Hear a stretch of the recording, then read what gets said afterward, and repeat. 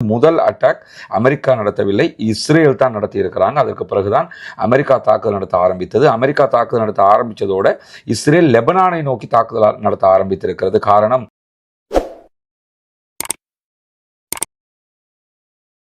அன்பிற்கினிய சகோதர சகோதரிகளே, நம் அனைவர் மீதும் ஏக இறைவனுடைய அமைதியும் கருணையும் உண்டாகட்டுமாக என்கிற செய்திகளோடு ஒரு பிரேக்கிங் நியூஸோட தான் நம்ம இன்னைக்கு சந்திச்சிருக்கிறோம். அது என்னன்னு சொன்னால், ஈரான் மீது அமெரிக்கா அதிரடி தாக்குதல்களை ஆரம்பித்திருக்கிறது.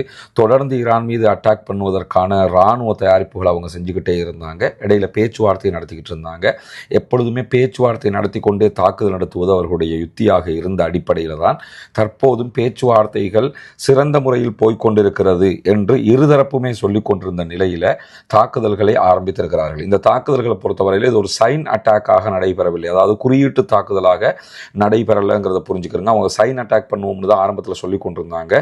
போய் சில இடங்களை தாக்கி எங்களால் தாக்க முடியும் அப்படின்னு சொல்லி காட்டுவோம் என்ற மாதிரி தான் சொல்லி கொண்டிருந்தாங்க. ஆனால் அந்த மாதிரி சைன் அட்டாக் நடைபெறவில்லை, டீப் அட்டாக்காகவே நடைபெற்றிருக்கிறது. அமெரிக்க அதிபர் டொனால்ட் ட்ரம்ப் சற்று முன்னால் பேசிக் கொண்டிருக்கிறார். பேசுகிற போது ஈரானுடைய ஆட்சியை மாற்றுவதுதான் எங்களுடைய மிக தெளிவான நிலைப்பாடு என்பதையும் சொல்லிக் கொண்டிருக்கிறார். எனவே ஆட்சி மாற்றத்திற்கான ஒரு தாக்குதலை தான் தற்போது அமெரிக்கா நடத்தி கொண்டிருக்கிறது, ஆரம்பித்திருக்கிறது என்பதை புரிய முடிகிறது. முதல் அட்டாக் அமெரிக்கா நடத்தவில்லை, இஸ்ரேல் தான் நடத்தி இருக்கிறாங்க. அதற்கு பிறகுதான் அமெரிக்கா தாக்குதல் நடத்த ஆரம்பித்தது. அமெரிக்கா தாக்குதல் நடத்த ஆரம்பித்ததோட இஸ்ரேல் லெபனானை நோக்கி தாக்குதல் நடத்த ஆரம்பித்திருக்கிறது. காரணம், ஹிஸ்புல்லாக்கள் அங்கே இருக்கிறதுனால இஸ்ரேலுடைய தாக்குதல்கள் லெபனானை நோக்கியும் அதே போன்று அமெரிக்காவினுடைய தாக்குதல்கள் ஈரானை நோக்கியும் நடத்தப்பட்டு கொண்டிருக்கக்கூடிய சூழல்ல நடத்தப்பட்ட தாக்குதல்களில் இதுவரைக்கும் ஒரு சில பொதுமக்கள் கொல்லப்பட்டிருக்கிறார்கள் என்கிற செய்திகள் வெளியாகி இருக்கிறது. முக்கியஸ்தர்கள் யாருமே இதுவரை கொல்லப்படவில்லை என்று அனடோலு நியூஸ் ஏஜென்சி, டர்க்கியினுடைய நியூஸ் ஏஜென்சி சொல்லுகிறது. இதில் இருக்கக்கூடிய ட்விஸ்ட் என்னன்னு கேட்டால், ஈரானுடைய மிக முக்கியமான இர்னா உள்ளிட்ட INRI உள்ளிட்ட பல செய்தி நிறுவனங்களுடைய இணையதளங்கள் சைபர் அட்டாக் உள்ளாக்கப்பட்டிருக்கிறது.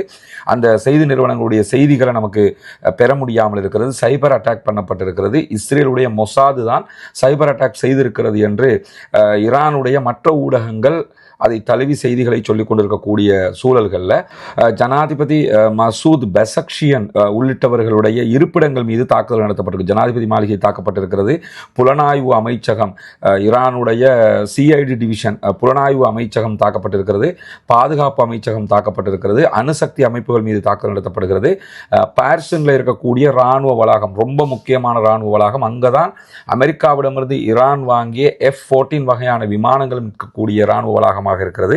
அந்த இராணுவ வளாகங்கள் தாக்கப்பட்டிருக்கு. இதற்கு மேலதிகமாக ஆயத்துல்லா அலி ஹாமனி அவர்களுடைய தங்குமிடம் இதுதான் என்று இலக்கு வைக்கப்பட்டு அதுவும் தாக்குதலுக்கு உள்ளாகி இருக்கிறது. எனவே முக்கியமான இடங்கள் எல்லாமே, ஜனாதிபதி, ஆயத்துல்லா அலி ஹாமனி, இராணுவ தளங்கள் என்று முக்கியமான எல்லா இடங்கள் மீதும் சாதாரண தாக்குதலில் கடுமையான தாக்குதல்களை அமெரிக்கா நடத்தி கொண்டிருக்கிறது. இந்த நிலையில் இதுவரைக்கும் ஈரான் பதிலடி தாக்குதல்களை தொடங்கவில்லை. பதிலடி தாக்குதல்கள் விரைவில் வரும் என்று சொல்லி இப்பொழுது ஈரானுடைய உச்ச பாதுகாப்பு கவுன்சில் உடனடியாக அறிவித்திருக்கிறது.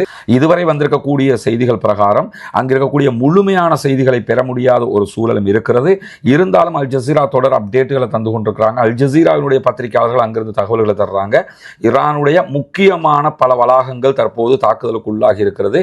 முக்கியமான பல மாவட்டங்களிலும் தாக்குதல்கள் நடந்து கொண்டிருக்கிறது. இந்த தாக்குதல்களுக்கு உடனடியாக பதிலளிக்கப் போவதாக ஈரான் சொல்லிக் கொண்டிருக்கிறது. ஆனால் இதுவரைக்கும் பதிலடியை தொடங்கவில்லை.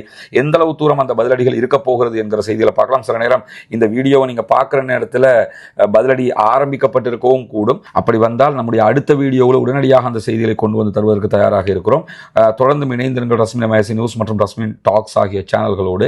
ஈரான் பற்றிய முழுமையான அப்டேட்டை, உண்மையான அப்டேட்டை உங்களுக்கு கொண்டு வந்து தருவதற்கு தயாராக இருக்கிறோம். அன்பிற்கினிய சகோதர சகோதரிகளை, நம் அனைவர் மீதும் ஏக இறைவனுடைய அமைதியும் கருணையும் உண்டாகட்டுமாக என்கிற பிரார்த்தனைகளோடு, நமக்கெல்லாம் தெரியும், கடந்த ரமலானுடைய மாதத்தில் இஸ்லாத்தை ஏற்றுக்கொண்ட ஒரு 14 குடும்பங்களுக்கான வீடுகளை கட்டுகிற ஒரு பணியை நம்ம ஆரம்பிச்சிருந்தோம். அல்லாஹ்வினுடைய உதவியால், நீங்கள் செய்த தான தர்மங்கள், ஜகாத் நிதிகளால் அல்ஹம்துலில்லாஹ் 5 குடும்பங்களுக்கான வீடுகள் முழுமையாக கட்டி கொடுக்கப்பட்டு அவர்களுடைய கைகளிலேயே ஒப்படைக்கப்பட்டு விட்டது.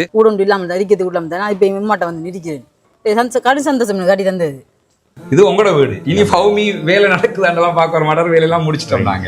சரிதானே? உங்களுக்கு எப்படிமா? சந்தோஷமா? நிறைய பேருக்கு உதவி செஞ்சிருக்கிறாங்க. அவங்களுக்கு என்ன சொல்ல நினைக்கிறீங்க? துவா செய்யுங்க, சரியா? தொழுகை, நோன்பு அதுகளை எல்லாம் ரொம்ப கடைப்பிடிச்சு கொள்ளணும். மார்க்க விஷயங்கள் தானே.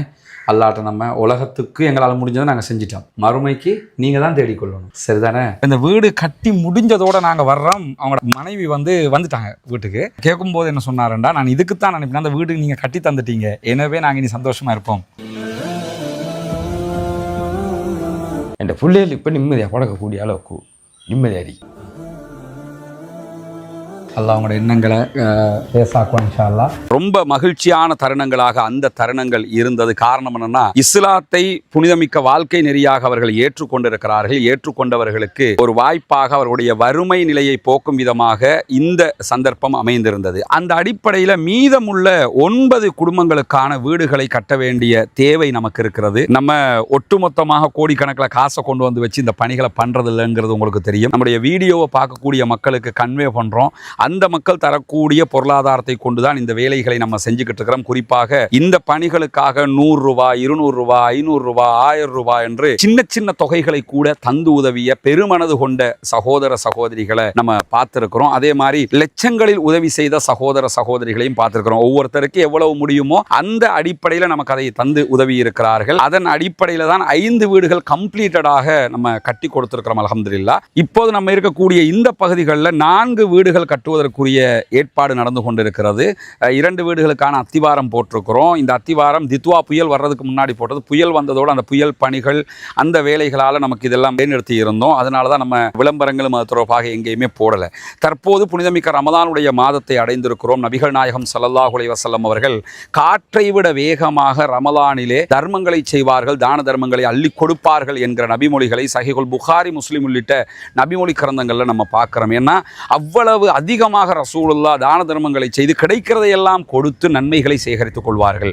அதே நேரத்தில் அல்லாஹு தாலா திருமறை குர்ஆனில் ஜகாத்து பெறுகிற கூட்டத்தினரை பற்றி 8 கூட்டத்தினருக்கு நீங்கள் ஜகாத்து வழங்க முடியும் என்று சொல்லும்போது அதிலே ஒரு கூட்டத்தினராக முஅல்லஃபத்துல் குலூப், இஸ்லாத்தின் பால் உள்ளங்கள் ஈர்க்கப்படுகிறவர்கள் என்கிற ஒரு பிரிவினரையும் நமக்கு காட்டி தருகிறான். எனவே இஸ்லாத்தை ஏற்றுக்கொள்ளுகிற சகோதரர்களுக்காக ஜகாத்து நிதிகளை கொடுக்க வேண்டியது கடமையாக இருக்கிறது. ரமலானுடைய காலத்திலே ஜகாத்துகளை கணக்கு பார்த்து ஏழை எளிய மக்களுக்கு கொடுக்குகிற சகோதரர்கள் இந்த பணிக்காகவும் ஒரு போர்ஷனை ஒதுக்குங்க. உங்களால் முடிஞ்ச ஒரு தொகையை முன்னால் தெரிகிற நம்முடைய ஹியூமனிஸ்ட் பீப்புள் ஆர்கனைசேஷன் என்கிற ஆர்கனைசேஷன் அக்கௌண்ட்டுக்கு நீங்கள் வைப்பிலிட முடியும். அதே நேரத்தில் வெளிநாடுகளில் இருக்கக்கூடிய சகோதரர்கள் இந்த குறித்த அக்கௌண்ட்டுக்கு வைப்பிலிட முடியாது என்று சொல்லுகிற போது அதில் முன்னாடி தெரிகிற என்னுடைய வாட்ஸ்அப் நம்பருக்கு நீங்கள் தொடர்பு கொள்ள முடியும். உங்களுக்கு எப்படி நீங்கள் பணம் அனுப்பணும் என்கிற வழிமுறைகளை நம்ம லீகலாக சொல்லித் தருவதற்கு கடமைப்பட்டிருக்கிறோம். எனவே நாமே ஆரம்பித்த பணி நாமே முடிக்க வேண்டும் என்கிற அடிப்படையில் நம்ம அத்தனை பேரும் சேர்ந்து 1000 ரூபா, 2000 ரூபா, லட்சங்கள் என்று எது நம்மளால் முடியுமோ அதை போட்டு இன்னும் ஒரு 9 வீடுகள் கட்டி முடிக்க வேண்டி இருக்கிறது. இந்த பணியில் அத்தனை பேரும் இணைந்து கொள்ளுங்கள். உங்களுடைய ஜகாத்து தான தர்மங்களை ரமலானுடைய காலத்திலே இதற்காக வழங்குங்கள். வாரி வழங்குகிற போது நாளை மறுமையிலே அல்லாஹு தஆலா உயர்தரமான ஜன்னத்துல் ஃபிர்தௌஸிலே உங்களுக்கான அழகான ஒரு வீட்டை தருவதற்கு காத்து கொண்டிருக்கிறான். ஏழை எளிய மக்களுக்காக உழைப்போம், அவர்களுக்காக கொடுப்போம்.